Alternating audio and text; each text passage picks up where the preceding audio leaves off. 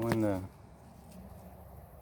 husk here looks kind of faded and brownish, means they're ready. The berry inside will be red. And there's actually many small berries inside one of these. If you pop this, I'll show you here. See that? It's full of little berries. So recently I took some that were ready like this and put them in those buckets. And you can see many, because I put like 15 of these. I didn't know how many I'd get, so I put them all in there, and I got tons of ashwaganas. I'm going to have to separate them further. Put some in these ones, they're sprouting. This I got ready, but I have to get a lot more things ready to spread the plants out and plant them in so they have room to grow. But today, I'm taking the last of the seeds now that are finally ready off our original 4 buckets. And I'll put the seeds in a little something to hold them. And then we're going to go ahead and I'm going to dig out the roots and see what we got in our original plants. They're ready for harvest now, as far as we know. And we'll show you guys that. And then I'll reuse these buckets as well as some other things to plant all the seeds, to bring up a whole new army. We only had these 4 buckets originally, and we got so many seeds off them that we have more plants now than we know what to do with. So I'm going to have to come up with, build a lot more containers and holders for them, which is great. It's a great place to be. You can see how many seeds are just in one berry. And every one of these plants had clumps of berries on all the branches like this. All the branches were like this. So right here you have, 200 seeds or something right there. So each plant had like, over 1,000 seeds on it or something. And we're having a pretty good sprouting rate. So we're gonna have tons of ashwagandha in the second harvest. So let me get these roots out and we'll see what we have. All right, so out of these 4 5-gallon buckets, you guys saw the size of the plants. This is all we got for roots. It's a little smaller than what I envisioned, but I didn't really do any research, so I looked it up and that's normal. I pictured them being big, so now I know I could actually grow these in smaller containers and they'll be fine. Like ashwagandha. I also know that I can leave them more crowded than I thought, because the roots don't grow very long, they don't grow very thick, so they're not going to crowd into each other. So I can grow several in one container, no problem. And I'll probably be spreading out some of the ones that are growing too close in buckets into smaller containers. So that's that for this little first harvest. Here's the seeds I just took off. This is only the last of the seeds. There were probably 4 or 5 times this many more that I took off a few weeks ago, off of just those plants. There were these 4. That's probably, I don't know, a few thousand seeds or something, counting the individual seeds. So I will spread them into here and then into this container, and then I'll probably use some smaller containers too. And it needs high drainage and not to be overwatered. So we put them under the ridge of the roof here, so it limits the amount of rain that hits them. And then if they get too dry, we water them by hand a little bit. But we also mixed some beach sand into the dirt, because our dirt's high in clay. It's real thick and wet. So ashwagandha is a little more desert-like plant. So by mixing some sand into it, gives it better drainage. You'll end up with more roots and theoretically a little bit bigger, better, healthier roots. But anyway, I now know what to expect.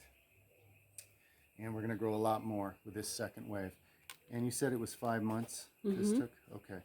So we got these in 5 months. So in another 5 months approximately, we'll have a whole bunch more roots. And then from there, there will be so many seeds on that many plants, but by the 3rd harvest, we'll have like, a wheelbarrow full of roots or something, We'll just keep expanding it like that.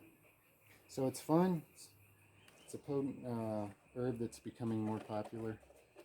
And it's pretty easy to grow here. So yeah, we're just going to keep improving the operation. So about a week or so ago, I was working out on our street part of our property, clearing out vines and trash and, things, overgrowth that was just unsightly. And a guy in a truck drives by and points up to our coconut trees and kind of asks if he can do something with our coconuts. It took me a while to understand what he was trying to convey, and basically ended up that he wanted to cut the coconuts and take them for free. I said he could as long as he gave us, just some, because we liked coconuts as well. He ended up giving us an actual sprout of a miniature coconut tree that I heard that a lot of people here grow from, where they're short, where the one that we have now, we can't even come close to climbing this tree to get up it. I can't believe how quickly he got up that tree. But yeah, he spent about 30 minutes, maybe 45 minutes, cutting down bundles of coconuts and slowly uh, dropping them down. Well, no, he didn't drop, he just slowly laid them down on the ground. And I believe it looked like he got maybe 100 or so from that tree that we've never cut from, or we had coconuts fall, but we never could ever get up there to cut them down. But yeah, it was a blessing for both of us. He was so thankful, and in the end, he gave me his phone number. He told me to call him anytime I want to drink coconut coconut water. So it was a great day that day.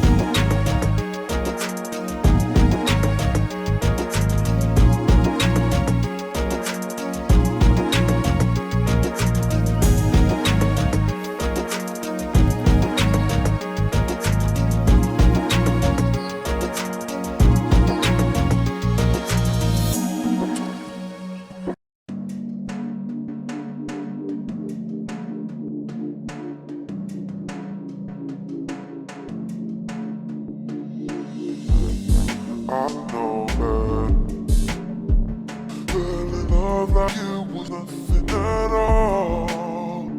What if all the falling for next to you? I can't be by your oh. Why do you feel it like you don't live by? Tipped off the sky, lonely, lonely, for morning, all is trying to find a reason why we sound.